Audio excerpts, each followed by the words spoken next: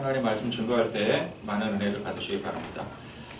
어떤 그 거대한 시스템이 무너질 땐 외부적인 요소도 크지만 내부적인 요소도 무시할 수가 없습니다. 절대 망하지 않을 것 같았던 찬란한 제국이 한순간 망하게 될 때 물론 외부에 강한 적이 침략을 해서 그렇게 망하는 경우도 있지만 대부분 내부적인 문제로 무너지게 됩니다. 중국의 춘추 전국을 통일한 진나라가 얼마나 강력한 나라였겠습니까? 외부적으로는 그 어떤 나라도 감히 이 진나라를 넘볼 수가 없었습니다. 근데 문제는 나라 안에 있었습니다.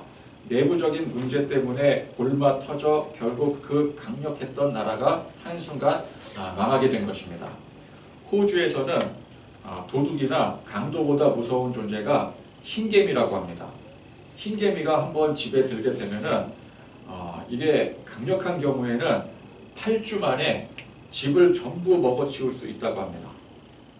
우리나라는 이제 그 콘크리트로 건물을 짓지만 미국이나 이제 호주나 이런 데는 목조 건물 있지 않습니까? 다 나무로 집을 짓습니다.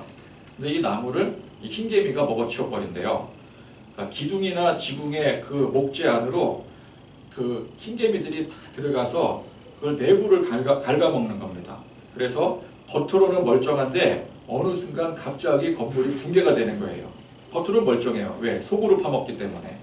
그러니까 외부의 강력한 비바람이라든지 폭풍까지도 견뎌내었던 견고한 건물이 고작 내부의 그 흰개미 때문에 무너지게 되더라는 것이죠. 사람도 그렇습니다. 외적으로는 그렇게 강하고 누구도 범접할 수 없을 정도의 힘과 능력을 가진 사람인데 그런 사람이 무너질 때 어떻게 무너집니까? 내적인 문제로 자신의 마음을 다스리지 못해서 스스로 무너지게 되는 것입니다.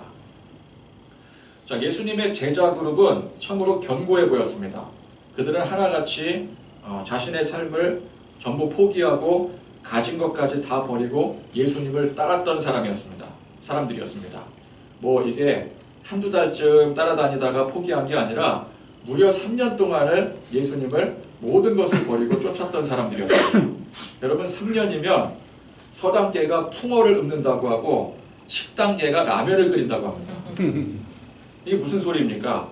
3년이라는 세월은 무엇인가가 견고하게 다져지는 기간이라는 거예요. 비슷한 예로 그 작심삼일이라는 말이 있지 않겠습니까? 뭔가를 우리가 굳게 결심을 할 때 그 결심이 3일을 못 넘기면 망하는 거고 그 결심이 망하게 되는 거고 3일을 견뎌내면 그것은 끝까지 갈 확률이 높다라는 것이죠. 일명 3의 법칙입니다. 3의 법칙. 3일 혹은 3년. 다 3 아닙니까?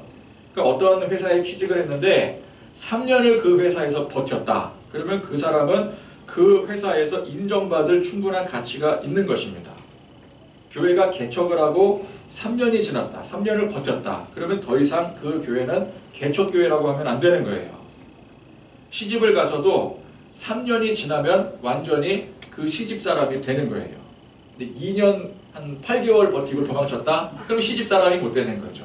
그러니까 3년을 버텼다. 그러면 앞으로 30년도 사는 거예요. 왜? 그 집 식구가 됐기 때문에. 옛날 조선시대에도 부모가 돌아가시고 3년 동안을 묘소를 지키며 모시면 도리를 다했다고 하지 않습니까? 3년. 그죠? 구미호가 간을 몇 개를 먹으면 사람이 된다 그래요? 1000개. 전설이 있죠. 구미호가 사람의 간을 1000개를 먹으면 사람이 된다. 근데 이거를 하루에 하나씩 먹는다고 치면은 이것도 대충 잡아서 3년입니다. 3의 법칙. 그러니까 3년 동안 자기의 모든 것을 다 버리고 누군가를 쫓는다라고 하는 것은 결코 쉬운 일이 아니라는 거예요. 그래서 그 말하면 이제 완전히 그의 사람으로서 충분히 인정받을 수 있는 것입니다. 예수님의 제자들이 3년을 그렇게 쫓은 거예요.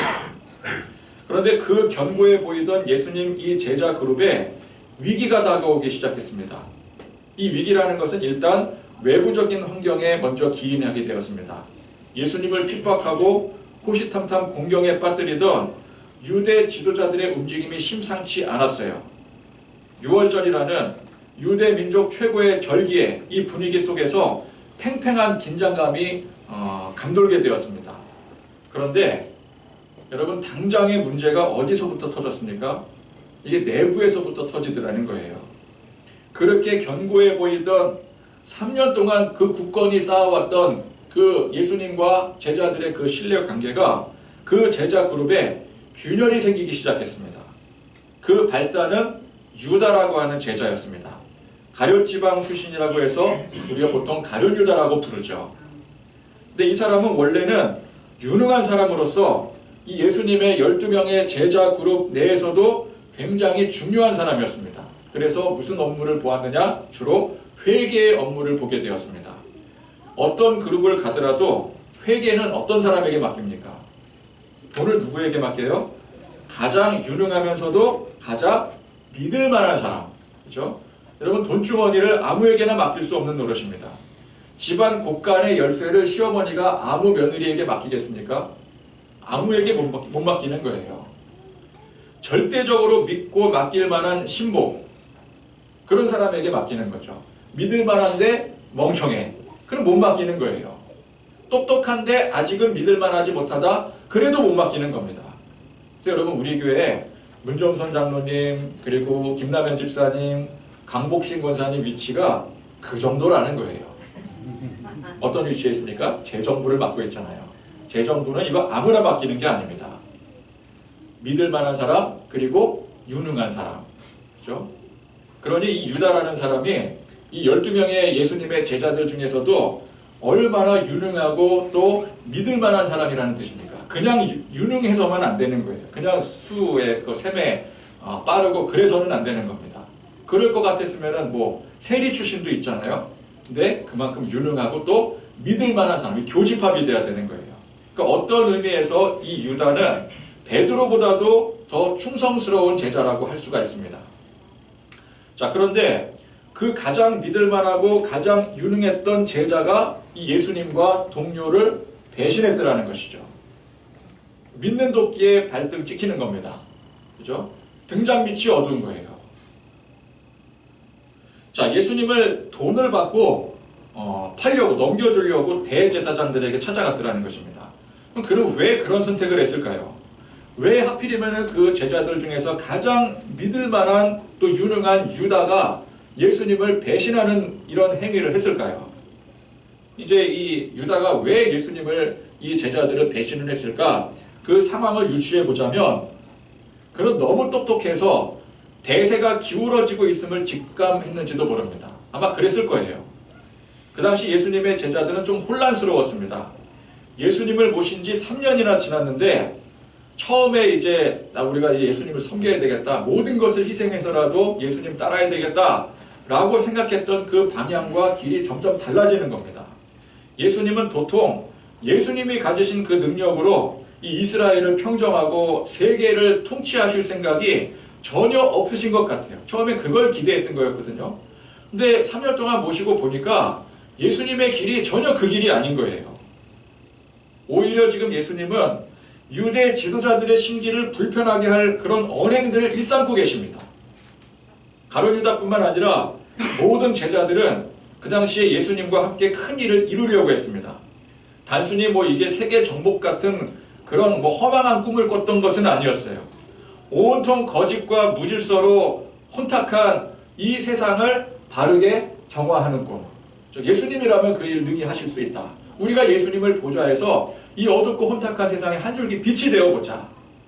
그래서 유대 민족들을 통합하고 또 로마를 몰아내고 아름답고 질서 있는 유대 사회를 건설하는 것. 그것이 그들의 꿈이자 모든 유대인들의 공통된 소망이었습니다.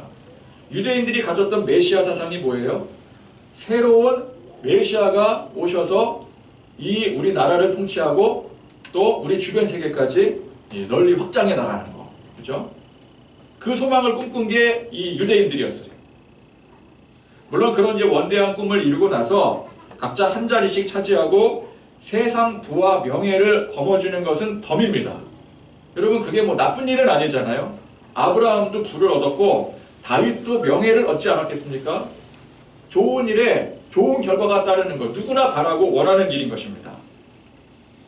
그런데 그들 중 제일 똑똑했던 유다가 가만 보니까 그런 우리의 꿈을 이루기 위해서는 예수님이 우리의 뜻대로 행하셔야 되는데 예수님이 우리의 생각과 전혀 다르게 행동하시는 걸 보는 거예요. 우리의 꿈을 이루기에 예수님은 적합하지 않다라는 사실을 점점 깨닫게 되는 겁니다. 똑똑하니까 똑똑하니만큼 먼저 깨닫는 거예요. 지금 대세가 예수님이 아니라 유대 지도자들에게 있음을 냉정하게 직시하고 그 대세를 쫓으려고 한 것입니다. 단지 돈 몇 푼만을 바라고 그러지는 않았을 거예요. 우리가 이제 이 내용들을 잘 알잖아요. 이제 가룟 유다가 참 이상합니다. 그렇죠? 아니 그렇게 3년 동안이나 예수님을 그렇게 쫓았던 회개 업무까지 맡았던 사람이 고작 그 은 몇 푼에 어떻게 예수님을 팔아버릴 수 있느냐. 아무리 그 순간 돈에 횟가닥 눈이 돌았다 하더라도 그렇게 똑똑한 사람이 어떻게 그럴 수가 있지? 근데 이게 단지 돈 몇 푼만을 바라고 그렇게 한 게 아니에요. 돈을 좀 벌고 싶었다면 그 좋은 머리로 진작에 빼돌리고 비자금을 챙겼지 이게 배신까지 때려가면서 고작 은 몇 푼 그거 바라고 그 행동을 하겠습니까? 그는 자신의 소망이 여기에 없음을 알고 가능성이 있는 것으로 갈아타려고 한 거예요.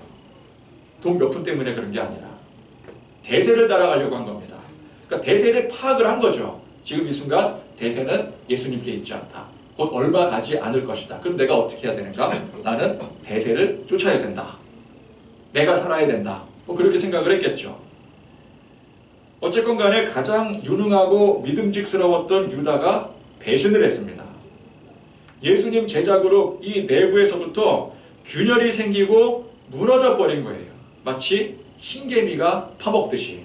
근데 겉으로 볼 때는 견고해 보여요. 12명의 제자들 그대로 예수님을 보호하고 있습니다. 그런데 내부에 이미 심각하게 갉아먹고 있는 것이죠. 자, 그런데 이 내부적 균열은 여기에서 그치지 않았습니다. 자, 제자 그룹의 이 균열은 그 발단은 가룟 유다라고 볼 수가 있어요.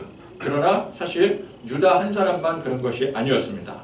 물론 유다가 돈을 받고 예수님의 정보를 팔아넘긴 행위는 이건 뭐 빼도 박도 못하는 증거가 남는 행위 아니겠어요? 그 행위적 어떤 그 괘씸성이 있지 않겠습니까?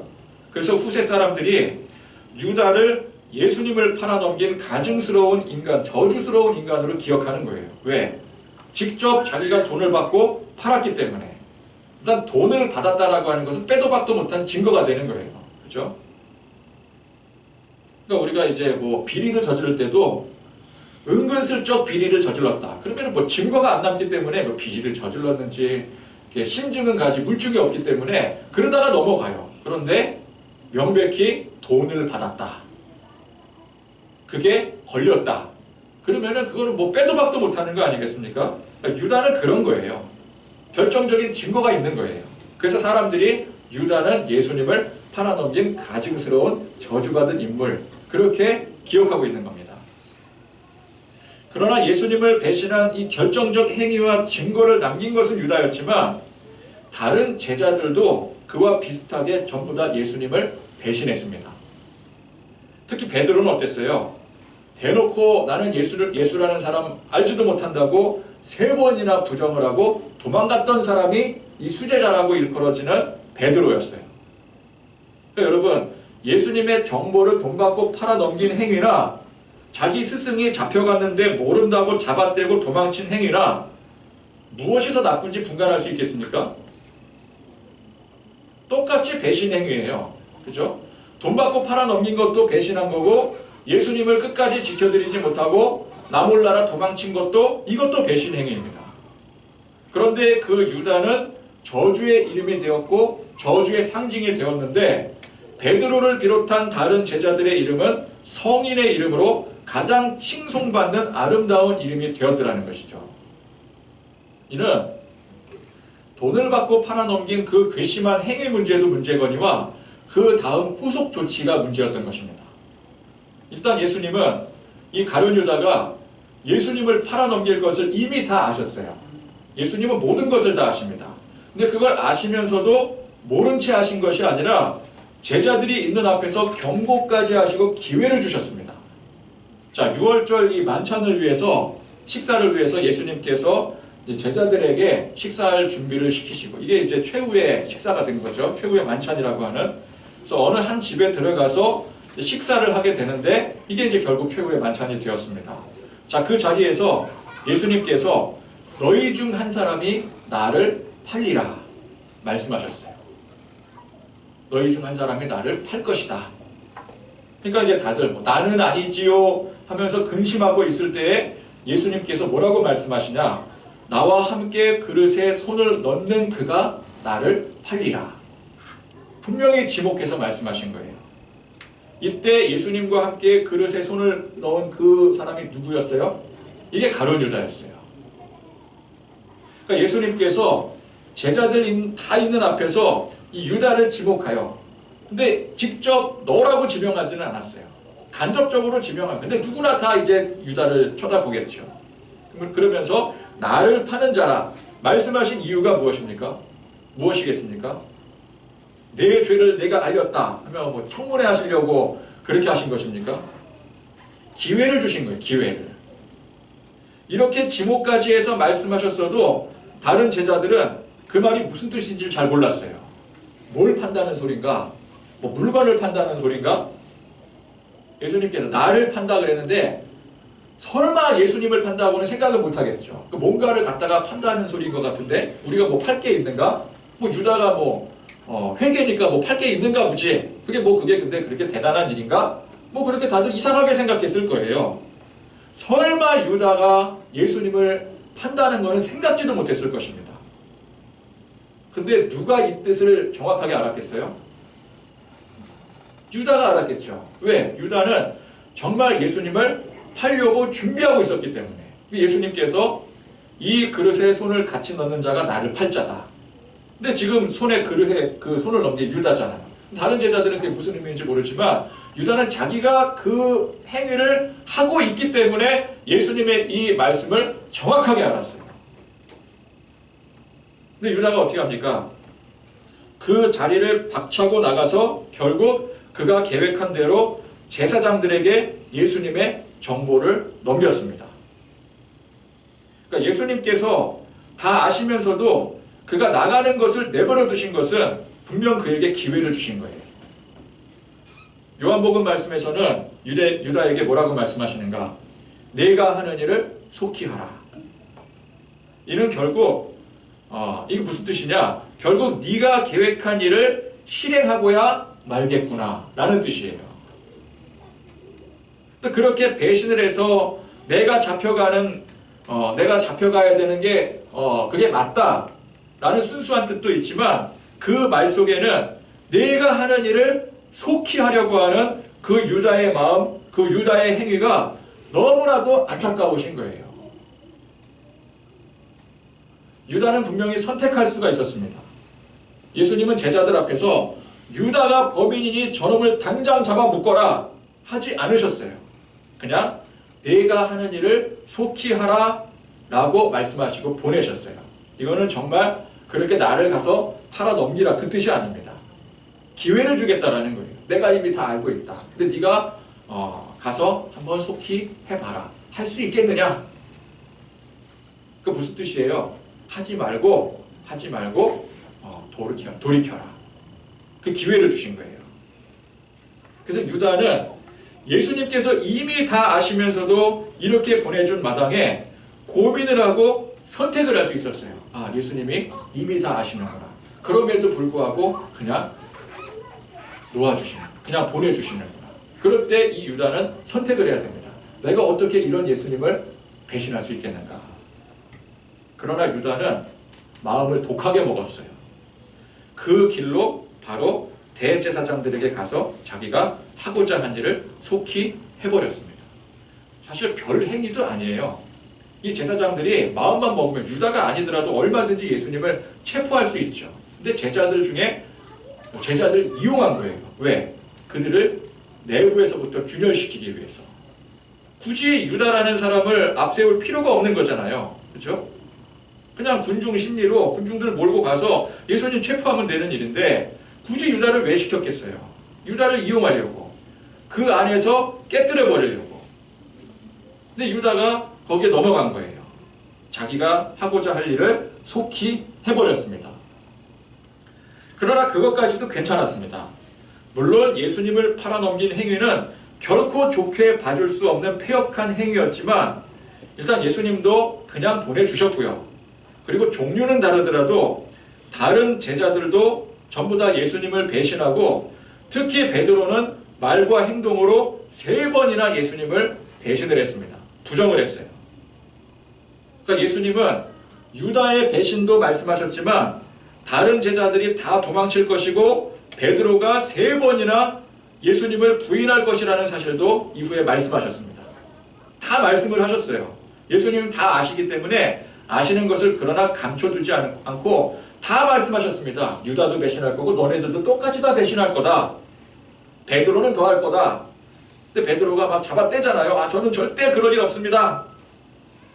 그러니까 유다가 결국 그 말을 듣고도 망설임 없이 예수님을 팔아넘겼듯이 다른 제자들도 똑같은 거예요. 예수님 잡혀가실 때 예수님 분명히 경고하셨잖아요. 너희들이 도망갈 거라고, 베드로 넌 특히 더 그럴 거라고. 그랬는데도 불구하고 예수님 잡혀가실 때 전부 다 도망쳤고요. 절대 예수님을 부인하는 일은 없을 것이라고 호언장담했던 베드로조차 예수님을 모른다고 예수님 말씀 그대로 부정을 해버렸어요. 그러니까 유다뿐만 아니라 유다만 그런 게 아니라는 거죠. 베드로를 위시한 제자들 전부가 예수님께서 이미 말씀하시고 기회를 전부 다 주셨음에도 다들 똑같이 예수님을 배신한 것이었습니다. 자, 이게 얼마나 안타까운 상황인가요? 이게 지금 유다를 제외한 다른 제자들은 끝까지 예수님을 모시고 그 예수님을 위해서 희생까지 했는데 이 유다 한 사람만 나쁜 마음 먹고 예수님을 배신한 게 아니라 제자들 전부가 다 예수님을 배신한 겁니다. 그죠? 3년 동안이나 키워냈는데 어떻게 이럴 수가 있는가? 물론 배신하겠다라는 계획까지 세우고 실천한 것이 더 나쁠지도 모르겠지만 제가 볼 때는 예수님 앞에 호언장담 해놓고 당장 그날 밤에 보란듯이 배신한 베드로도 똑같이 나빠요. 베드로가 나쁘냐 유다가 나쁘냐? 그럼 저는 똑같다고 생각을 해요. 그럼 다른 제자들은 낫냐? 다른 제자들도 똑같은 거죠. 입이 10개라도 할 말이 없는 거예요. 그러니까 예수님을 핍박하고 죽이려고 했던 사람들은 외부인들일지 모르겠지만 정작 그 내부에서도 예수님에게 이미 마음이 떠나가고 핍박하고 죽이려는 사람들과 동조까지 하더라는 거예요. 그러니까 이게 여러분 잘 보면은 유다만 마음이 떠난 게 아닙니다. 이미 이 제자들도 그 혼란 속에서 예수님께 마음이 떠난 것이었어요. 다만 3년 동안 함께했던 정이 있었기 때문에 예수님의 죽음을 안타까워했던 것이지 그들은 이미 예수님을 통한 소망, 진실된 믿음 다 잃어버린 터였습니다. 더 이상 우리 예수님 쫓아가서 아무것도 얻을 게 없다. 그렇게 생각한 거예요. 그렇게 생각한 순간 이미 그동안 예수님께 가졌던 그 마음이 다 떠나가 버린 거죠. 그럼 우리가 마음이 떠났다는 게 뭐예요? 그게 마음이 떠난 거예요. 아무리 옆에 같이 있어서 막 위해주고 그냥 같이 평생 함께 할게 하더라도 그 이미 마음이 떠난 거예요. 소망이 떠나갔으면. 그죠? 그 사람을 향한 믿음이 떠나가고 소망이 떠나가면 그게 마음이 떠난 거예요. 우리가 예수님을 믿는다지만 또 교회에 열심히 다니면서 신앙생활 한다고 하지만 더 이상 주님을 향한 소망을 가질 수가 없고 우리 안에 열정이 없고 감동이 없고 은혜가 없고 그래서 주님이 다시 오시는 거에 대해서 관심이 없어지고 그러다 보니까 세상 근심 걱정이 앞서고 세상 유익에 더 관심이 간다면 이미 그 마음은 예수님에게서 떠나버린 거예요. 그러면 어떻게 되겠습니까? 종교적인 습관은 그대로 남아있어요. 왜? 오랫동안 교회 생활을 해왔으니까. 여전히 열심히 교회 다니고 예배드리고 충성을 다해서 섬길 수가 있어요. 제자들이 그래도 예수님 잡혀가시는 그 날밤까지 동행하고 십자가에 달려 돌아가실 때 슬퍼한 것처럼 여전히 기독교인으로 행동하며 살 수 있습니다. 아니면 가룟 유다처럼 당장 등 돌리고 교회를 떠날 수도 있어요. 더 이상 여기에 소망이 없다 생각하면 그냥 내가 지금까지 뭐 무슨 행동을 했건 어떤 믿음을 가졌건 그게 아니다 싶으면은 당장 등 돌리고 떠날 수도 있어요. 그게 가룟 유다였어요. 그러나 여전히 교회에 남아 종교 생활을 하고 있는 것이나 칼같이 등 돌리고 아예 떠나버리는 것이나 주님을 향한 마음이 떠나버린 상태라면은 그건 사실 똑같은 거예요. 그러니까 우리가 예수님을 배신하는 게 이게 다른 게 아닙니다. 대놓고 뭐 예수 믿는 사람들 핍박하고 기독교 교회를 무너뜨리려고 갖은 수를 다 쓰고 그런 것도 예수님을 대적하고 배신하는 행위겠지만 교회 안에 열심히 신앙생활을 하면서도 열심히 신앙생활을 하는 것 같은데 마음에 소망이 없고 믿음이 없고 은혜가 없고 세상 욕망에 더 관심이 많고 걱정 근심에 사로잡혀 있으면 그 자체가 이미 예수님을 대적하고 배신하는 행위랑 똑같은 거예요. 마음이 떠나가 있기 때문에. 그렇죠? 자, 유대 율법주의자들이 이미 하나님을 향한 마음이 다 떠나가 버렸습니다. 그 남은 게 무엇입니까? 율법의 행위, 조항, 그거 하나하나 지키는 거, 그 행위만 남게 된 거예요. 그게 무슨 의미가 있겠어요? 행위는 열심히 해. 사람들이 볼 때 야, 저 사람처럼 하나님을 열심히 섬기는 사람 없다. 근데 마음이 이미 떠나가 있는 거예요. 그러면 그 행위가 아무 의미가 없게 되는 것입니다. 입술로는 하나님을 믿고 섬기고 사랑한다고 하지만 이미 마음에서부터 떠나버렸기 때문에 그 찬양했던 그 입술로 다른 사람들을 판단하고 정죄하기까지 하는 것입니다. 요즘 이 시대가 정책적으로나 사회적인 전반적인 분위기로나 얼마나 우리 기독교를 위협하고 또 교회를 무너뜨리려고 애들을 씁니까? 그죠? 하여간 종교들 중에서 기독교만 핍박받아요. 천주교 핍박받는 거 봤습니까? 불교 핍박받나요? 기독교만 그래요. 기독교만. 이슬람교 누가 핍박합니까? 신천지 핍박해요? 교회만 핍박하지 아무도 신천지 핍박하지 않습니다. 교회가 핍박을 받는 거예요. 그래서 그런 정책에 대해서 이를테면 반대 시위를 하고 우리도 철저하게 준비해서 대응하자. 이것도 중요하겠지만 정작 중요한 것은 우리 내부적으로 흰개미가 파고 들어가 무너지고 있는 이게 지금 더 문제라는 거예요. 외부적인 문제는 뭐예요? 정책적으로 사회적으로 교회 핍박하는 이게 외부적인 문제라고 한다면 내부적인 문제는 뭐예요? 우리 안에 예수 믿는다고 하면서도 제대로 믿지 못하는 거. 교회가 제대로 서야 되는데 그 내적으로 단단히 결속이 되어줘야 되는데 그러지 못하고 그 안에 흰개미가 파먹고 있다는 거. 이게 문제라는 거예요. 그러니까 누가 외부에서 교회를 핍박하고 또 그런 핍박하는 정책이 세워지는 그런 게 위기고 문제가 아니라 우리 안에 은혜가 메말라서 더 이상 감동이 없고 소망이 없고 세상 욕망에 물들어가는 게 이게 훨씬 더 큰 문제고 이게 위기라는 것입니다. 이게 진짜 위기라는 거예요. 예수님의 이 제자 그룹은 이미 안으로부터 골마 병들고 있었습니다. 그것은 유다 한 사람만의 문제가 아니라 제자들 전부의 문제였어요. 근데 많은 사람들이 뭐라 그래요? 가룟 유다만 대신했다고 생각을 하죠. 가룟 유다만 문제라고 생각하는 거예요. 근데 가룟 유다만 문제가 아니라 전부 다 문제였습니다. 근데 예수님은 그런 제자들의 상태를 다 아셨어요. 안타까워하시면서도 그들을 다 품으셨습니다. 당장 배신할 이 유다, 이미 배신했죠. 유다는. 그 유다에게도 똑같이 떡을 찍어주셨어요. 그리고 모두에게 기회를 주셨습니다. 근데 유다는 그렇게 예수님께서 주신 기회를 저버렸어요. 그러나 유다만 저버린 게 아니라 모든 제자들이 다 똑같이 예수님께서 주신 기회를 저버렸어요. 그런데 이 예수님의 기회는 단 한 번만 주어지는 게 아닙니다. 예수님은 우리가 예수님을 배신하고 그럼에도 불구하고 예수님께서 기회를 주셨음에도 또 배신하고 또 무너지고 타락해도 그때그때마다 여전히 기회를 주셔요. 우리 오후에 사사기 말씀 보면은 이 사사시대의 패턴이 무엇입니까? 이스라엘 백성들이 범죄하고 징계가 임하고 그러나 하나님께서 기회를 주시고 은혜를 베풀어 주시고 그랬는데 이 백성들은 또 범죄하고 그러나 하나님께서는 기회를 주시고 이 기회를 주시는 그 상징이 누구예요? 이 사사잖아요. 사사들이 얼마나 많이 세워집니까? 계속해서 기회를 주신다라는 거예요. 근데 백성들은 어떻게 합니까? 그 기회를 계속해서 저버리고 하나님을 배신해요. 그렇게 계속 굴러갑니다. 그런데 하나님은 끝까지 기회를 주셔요. 베드로가 그렇게 예수님을 모른다고 3번이나 부인하고 도망쳤는데 이후에 부활하신 예수님께서 그런 베드로를 찾아가십니다. 그리고 또 기회를 주시는 거예요. 다른 제자들에게 마찬가지고요. 자, 유다의 비극이 무엇입니까? 그가 예수님을 돈 몇 푼 받고 팔아 넘겼더라, 혹은 기회를 주셨는데도 독하게 마음 먹고 결국 실행에 옮겼더라, 그래서 예수님께서 십자가에 달려 돌아가셨더라. 이게 비극이 아닙니다. 그건 다른 제자들도 똑같았어요.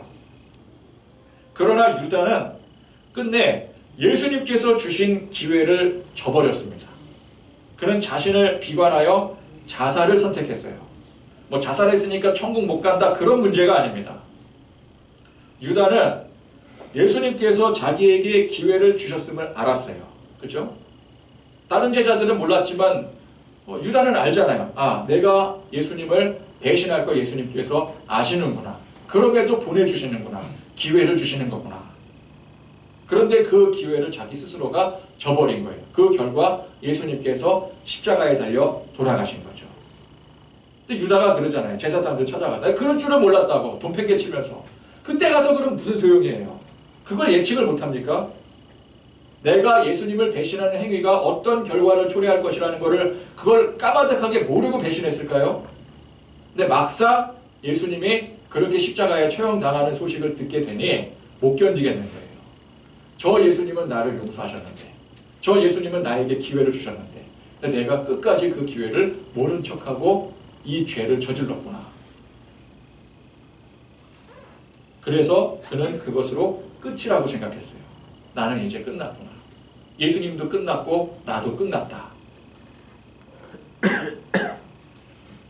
그러나 그렇게 유다가 예수님을 그렇게 판 행위로 예수님께서 붙잡혀 십자가에 돌아가셨어도 부활하신 주님은 그런 유다를 찾아가셨을 거예요. 베드로를 찾아가시고 다른 제자들을 찾아가셨듯이 유다도 찾아가셨을 거예요. 베드로를 위로하고 격려하셨던 것처럼 유다에게도 똑같이 하셨을 거예요. 그러나 유다는 그런 기회를 다시는 받을 수가 없었습니다. 스스로 비관하여 끝이라고 결정했을 때에 그것이 비단 예수님께 너무 죄송하고 감히 고개조차 들 수 없어서 그렇게 결정했다 했을지라도 그 사실 자기 중심적인 교만인 거예요. 자기가 선택한 거예요. 자기가 스스로 한정을 지은 거예요. 나는 이제 끝났다. 예수님의 용서는 끝났다. 예수님이 십자가에 달려 돌아가셨기 때문에 예수님과 함께 나도 끝났다. 라고 자기 스스로가 그렇게 결정을 해버린 겁니다. 예수님이 어떻게 하실지도 모르고. 여러분, 아무리 우리의 죄가 크더라도 그 죄보다 크신 분이 예수님이세요. 야, 내가 이 정도의 죄를 저질렀는데, 다른 죄도 아니고 이 정도 큰 죄를 저질렀는데 이 죄는 용서받지 못할 거야 라고 생각하는 것은 예수님의 용서의 은혜가 자기 죄보다 작다고 선언하는 거예요. 그죠? 용서의 은혜가 내 죄보다 크다고 고백한다면 내 죄가 아무리 심각할지라도 아무리 크다 할지라도 그거보다 더 큰 용서의 은혜가 예수님의 은혜라고 한다면 예수님께서 이 죄도 용서하실 거라고 믿음을 가질 수가 있는 거예요. 근데 내가 너무 죄가 큰데 죄가 너무 많은데 이 정도 죄까지 예수님께서 용서하실 리가 없어. 그건 뭐예요? 예수님의 용서의 은혜가 내 죄보다 작다고 생각하는 거예요. 그건 교만입니다. 어떤 사람이 자기가 죄가 너무 커서 제가 지은 죄가 너무 많아서 지금 당장 제가 천국 간다고 확신할 수가 없어요. 근데 그렇게 생각하는 게 겸손이라고 생각할지 몰라요. 저는 너무 부족하고 연약해서 저 같은 사람이 어떻게 천국을 가겠어요? 자기 딴에는 겸손히 말한다고 그렇게 얘기하는 거일지 몰라요. 나 같은 사람이 어떻게 감히 그 큰 애를 입을 수 있느냐? 근데 그게 겸손인 것 같아도 사실은 겸손이 아니라 가장 큰 교만입니다. 그건 하나님의 은혜를 모르는 거예요. 하나님의 그 크신 은혜가 내 죄보다 작다고 생각하는 거예요. 그건 교만입니다. 내가 부족하고 연약한 죄인이지만 그럼에도 주님의 용서의 은혜로 하나님의 자녀가 되었고, 그래서 지금 당장 죽어도 나는 천국 갈 확신이 있습니다. 자신이 있습니다. 이게 우리가 들을 때는 참 뻔뻔스러운 것 같잖아요. 지가 지은 죄가 얼마나 많은지. 다른 사람이 그러면 몰라도 어떻게 그 사람이 그런 얘기할 수 있어, 뻔뻔스럽게. 근데 그런 것 같아도 사실은 주님 앞에서 지극히 겸손한 모습인 거예요. 예수님 한편에 십자가에 같이 달린 강도가 얼마나 악독한 사람이었길래 십자가에 달렸겠습니까? 예수님은 죄가 없으신데도 십자가에 달리셨잖아요. 근데 이 강도가 뭐라 그래요? 우리는 십자가에, 그러니까 두 명이 달렸잖아요. 우리는 십자가에 이렇게 죽어도 마땅해. 왜? 그만큼 죄를 저질렀으니까. 죄인이 생각하기에도 십자가를 질 만큼 죄를 저질렀다고 생각하는 거예요.